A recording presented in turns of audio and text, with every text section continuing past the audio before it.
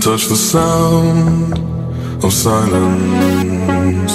And in the naked light I saw 10,000 people maybe.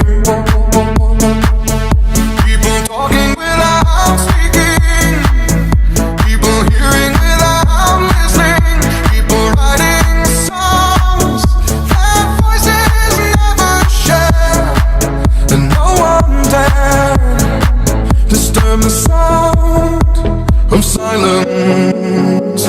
Fool said, you do not know. Silence like a cancer grows. Hear my words and I might teach you.